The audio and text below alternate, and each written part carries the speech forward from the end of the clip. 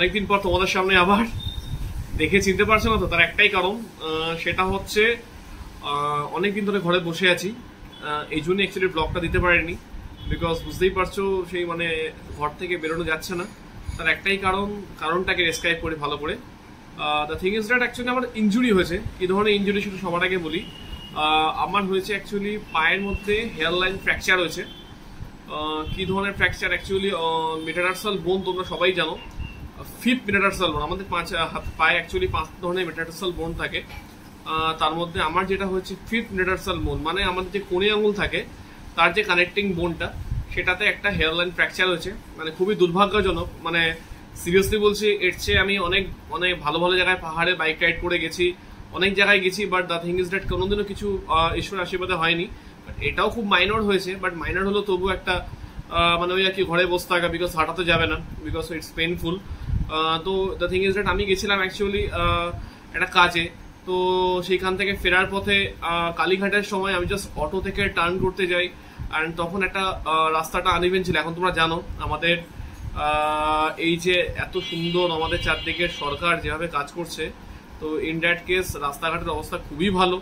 আর সেই ভালো হওয়ার দরুন মানে একদম জাস্ট টার্ন করতে গিয়ে একটা আনওয়ান্টেড গর্ত, এখন কলকাতার রাস্তায় তো খোঁড়াই থাকে চারদিকে এদিক সেদিক। যাই হোক, আমার একটু ভুল, একটু কেয়ারলেস ছিলাম। তো যাই হোক, হয়তো লক্ষ্য করিনি, বা লক্ষ্য করেও হয়তো পাটা পড়ে গেছে কোনোভাবে, আমার ঠিক মনে পড়ছে না। বাট যাই হোক, কোনোভাবে হয়তো মানে অল অফ এ সাডেন ঘটনাটা ঘটেছিল।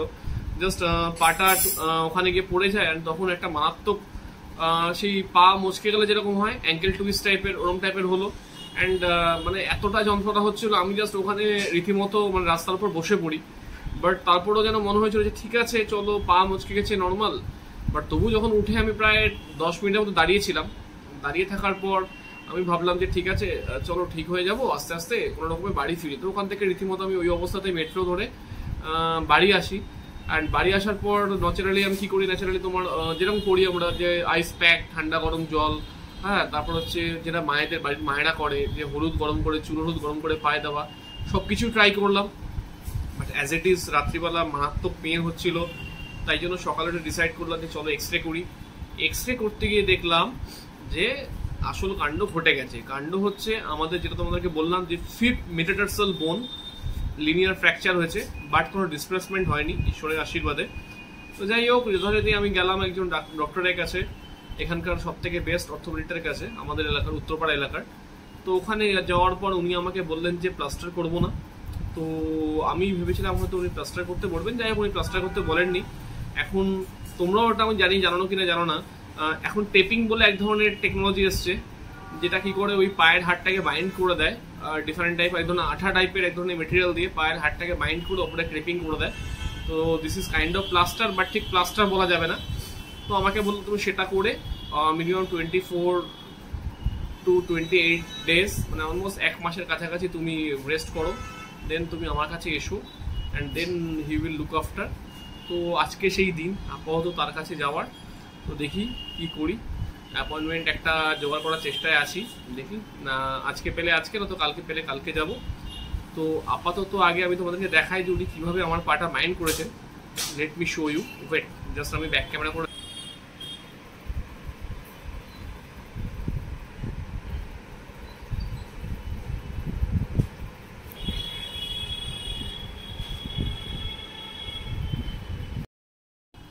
সো তোমরা দেখতেই পেলে কিভাবে উনি আমাকে টেপিং করেছেন।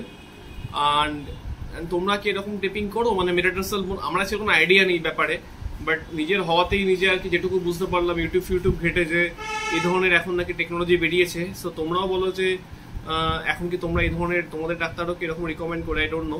বাট যেটা করে থাকে সেটা কি আদৌ proper, I don't know, I don't have any idea. But আমি অ্যাকচুয়ালি এটা খোলার পর তবেই বুঝতে পারবো যে এটা কতটা। বাট হ্যাঁ, প্রথম যেরকম আমার হাঁটতে প্রচন্ড অসুবিধা হতো, ঘরের মধ্যে ওয়াশরুম, যে অ্যাকচুয়ালি ঘর থেকে বেড থেকে উঠিনি ওয়াশরুম যাওয়া ছাড়া, তো ওইটুকু যেটুকু হাঁটতাম তাতে আমার যেরকম প্রবলেম হতো, এখন সেটা আস্তে আস্তে দেখছি 3rd উইকের পর থেকে অনেকটাই অপটিমাইজ হয়ে গেছে, অনেকটাই কমে গেছে।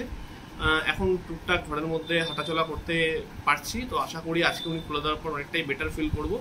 বাট ওই আর কি, সো এটা খুব সাবধানে সবাই থাকো, এটাই বলার। আমি খুলে যাওয়ার পর তোমাদেরকে আমি রিভিউ দেবো যে কিরকম কি ব্যাপার, আমার কতটা কি কমলো। হ্যাঁ, আমার যখন না এটা হয়েছিল তখন কিন্তু আমার পুরো এই এরিয়াটা না ডিসকালার হয়ে গেছিলো, মানে একটু ব্লুইশ টাইপের কালার হয়ে গেছিলো। তো যাই হোক, এটাই আর কি ব্যাপার। তো এটা খুব কমন ইনজুরি বোনের ক্ষেত্রে, এটা খুব কমন বোন ইনজুরি। তো সেক্ষেত্রে তোমরাও খুব সাবধানে চলাবে, ইভেন আমি তো করবোই, বিকজ একবার ভুগেছি 1 মাস ধরে ঘরবন্দি, সে কোভিড টাইপের এক্সপিরিয়েন্স লাগছিল। তো যাই হোক, মুভি দেখে এই করে সময়টা কাটলো, কিছুটা বই পড়ে। আর দ্য থিং ইজ, দেখতেই পাচ্ছ মোটাসোটা হয়ে গেছি। কি করবো, 1 মাস ধরে কোনো যাতায়াত নেই, কোথাও কিছু নেই, মানে একদিন ঘরের মধ্যেও হাঁটাচলা নেই, খুব কমন। বাট আশা করি পাটা ঠিক হলে নিজেকে খুব তাড়াতাড়ি রিভাইভ করতে পারবো অ্যান্ড নিজেকে আবার একটা ভালো জায়গায় নিয়ে যাবো। পিছনের ছবিটা দেখে আমার খুব কষ্ট হচ্ছে যে তোমাদেরকে প্রথমে আমার আগের লুকসটা দেখালাম যে কি ছিলাম আর কি হয়েছি। বা থিং ইজ দ্যাট, এটা 1 মাসে একটু আগে থেকে একটু মোটু হচ্ছিলাম, বাট এক্সারসাইজ একটু কম হচ্ছিল। বাট এটা হওয়ার পর তো একদমই টোটালি বন্ধ, তো আরও বেশি ওয়েট গেইন করেছি। বাট ঠিক আছে, খুব তাড়াতাড়ি নিজেকে রিভাইভ করবো। তো চলো আজকের মতো ভিডিওটা এখানেই। এটা হচ্ছে আমার 1 মাসের জার্নি। 1 মাসের আজকে অলমোস্ট 1 মাস কমপ্লিট হবে, ডাক্তার দেখানোর দিন অলমোস্ট এসে হাজির।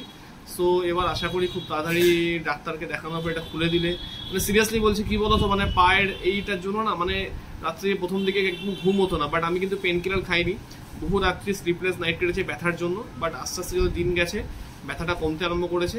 বাট তবু যেন না, পায়ের মধ্যে এই যে বাইন্ডিং করাতেও মানে ব্লাড সার্কুলেশন তো সেভাবে হয় না, এতটাই বাইন্ডিং করা থাকে। তো দ্যাটস ওয়াই না কিরকম একটা যেন বাঁধন লাগে। যাই হোক, বাট প্লাস্টার থেকে আই থিঙ্ক বেটার। এখনো আমি জানি না রেজাল্টটা কি হবে, but better in that sense K plaster করলে হয়তো যে এরকম সেই পাটা যেন মনে হয় একটা, মানে কি বলবো, মানে বদ্ধ ভাব, পাটা তুমি ঠিক মতো করে হাঁটাচলাও করতে পারবে না। এটাতে সেরকম ঠিক না, মানে একটা ফ্লেক্সিবল আছে, বাট ওই মুভমেন্টটা রেস্ট্রিক্টেড ওই জায়গাটা। তো যাই হোক, দেখি ডাক্তার কি করে, কি বলে, আর আমাকে কবে থেকে ফিট সার্টিফিকেট দেয় আই ডোন্ট নো। তো তারপর থেকে আবার নতুন করে ধীরে ধীরে গ্র্যাজুয়ালি আশা করি নিজের নর্মাল লাইফে ফিরতে পারবো, হাঁটা চলা অ্যান্ড ধীরে ধীরে আমার প্ল্যানিং রয়েছে যে নিজেকে আরও ভালো করে রিভাইভ করা। বাট সেটা একদিনে হবে না। সব থেকে খারাপ লাগছে যে তুমি জানো, যে তোমরা সবাই জানো যে আমি অ্যাকচুয়ালি খুব মানে বাইক ভালোবাসি, বাইক প্রেমী মানুষ। তো ইন দ্যাট কেস বাইকটা একদম টোটালি আউট অফ মাইন্ড। আমার তিনখানা বাইক, মানে একদম টোটালি 1 মাস ধরে মানে কোনো কাজেই নেই, ওগুলো কি অবস্থায় আছে আই ডোন্ট নো। সো দেখা যাক, আশা করি সব পাটা ঠিক হলে বাইকগুলোকে নিয়ে বেরোতে পারবো এদিক ওদিক। সো তখন তোমাদেরকে নিত্য নতুন ব্লগ দিতে পারবো। বাট এটাই হচ্ছে এখনকার মতো আপডেট, যে এবার ডাক্তার দেখিয়ে কি বললো সেটা তোমাদেরকে জানাই। আর তোমরাও কিন্তু এটাকে অ্যাকচুয়ালি জোনস ফ্র্যাকচার বলে, 5th মেটারসাল ফ্র্যাকচারটাকে। তো তোমরাও এই ব্যাপারটায় খুব ওয়াকিবল থেকো, ভালো শু অবশ্যই পড়ো।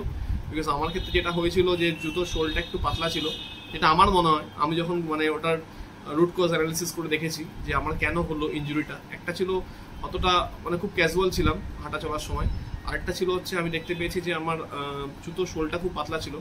তো হতে পারে সেজন্য হয়তো জুতো সেভাবে প্রোটেক্ট করতে পারিনি, যেন ভালো শু পরা খুব আবশ্যিক এগুলোকে রেস্ট্রিক্ট করার জন্য। বাট তবু আর কি কপাল, যখন যেটা হওয়ার হয়েই যাবে, হয়তো আমার হওয়ারই ছিল। বাট তবু ঈশ্বরের আশীর্বাদে আশা করি অল্পের উপর দিয়ে গেছে, এরপর কি হবে আমি জানি না, ডাক্তার দেখলে বুঝতে পারবে। ডাক্তার যেটুকু আমাকে দেখে বলেছে it's a minor injury, but তোমাকে 1 মাস রেস্টে থাকতে হবে, দেন তোমার হিলিংটা ঠিকঠাক হবে। আর না হলে তুমি যদি এর উপর আনওয়ান্টেড প্রেশার দাও, দেন হিলিং ঠিকঠাক হবে না, এটা তোমাকে পরে ভোগাবে।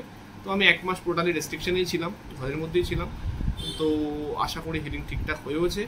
তো তারপর ডাক্তার কি বলে দেখি, দেন আই উইল সি যে কি হতে পারে। সো তোমরা খুব ভালো থেকো, অনেকদিন পর তোমাদের সামনে এলাম। আর টেক কেয়ার, টাটা। অ্যান্ড পরে আমাদের আরও অনেক ভালো ভালো ভিডিও আসবে, এইটুকু আপডেট দেওয়া। তারপর আমরা সুস্থ হই, তারপর আমরা আবার ভিডিও দেবো। Tata, bye bye.